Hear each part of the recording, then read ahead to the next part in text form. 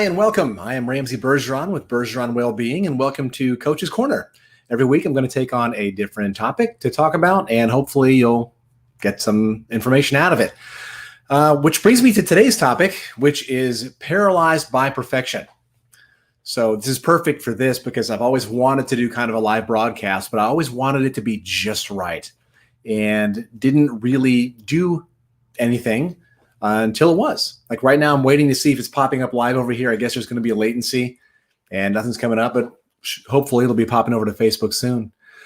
But I didn't want to do anything until it was perfect. And I want to explore kind of why do we do that? Why do we wait until we think things are just right before we do anything? Well, I guess the whole concept of perfection, to start off, perfection is an illusion.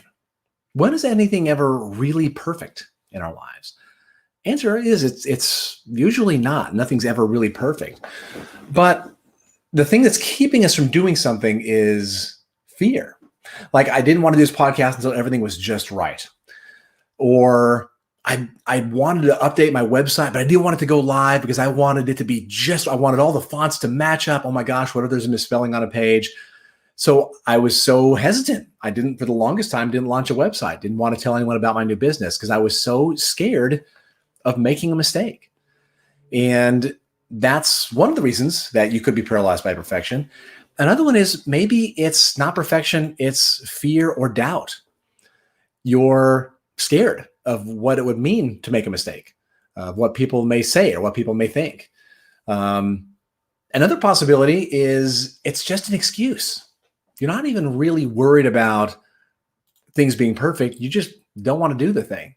Like I have with my personal training clients that I used to have, I would ask them if they got a workout in. I'm like, well, I only had 30 minutes free. I didn't have an hour. So then they just didn't do anything. So many times when we could make a lot of progress by doing little things every day, we decide it's not right now. So I'm just not going to do anything. And then we don't experience life. We just sit around waiting for everything to line up and then nothing happens. So you have to ask yourself, how many things have you missed out on in your life because you were waiting for it to just be perfect? You know, I take a group trip every year to just kind of motivate people and to get in touch with nature. And we've gone to Patagonia, New Zealand, and Norway. And I have people who tell me, well, I won't make this one. I'll make the next one. The timing's just not right for this one. And then every time I come back or I post pictures from there, they say, well, I should have gone. How many of you are living your life like that? Where you want to wait till things are just right. And then when they're not, you come up with an excuse to make yourself feel better on the end because you didn't take the plunge.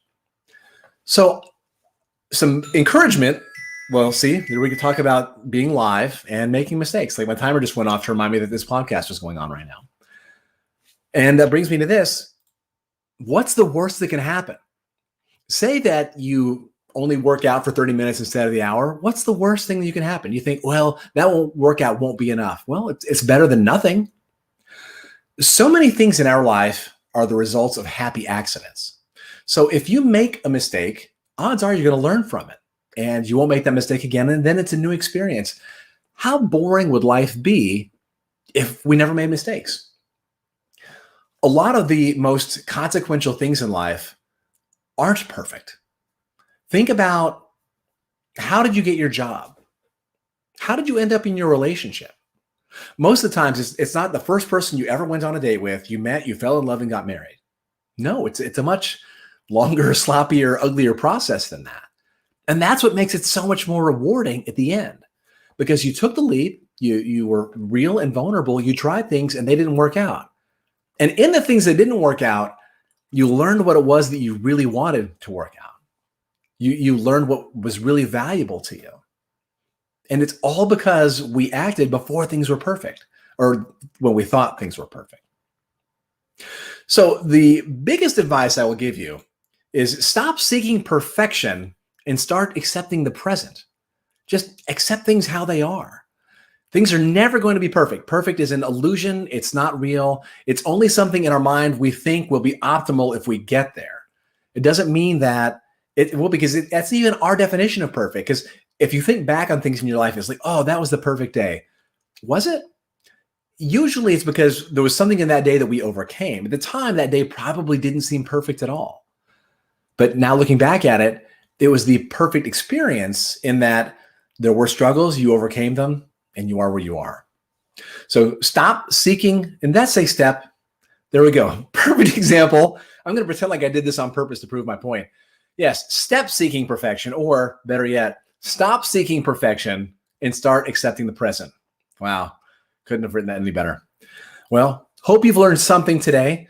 If you learned anything of value, please comment or post below.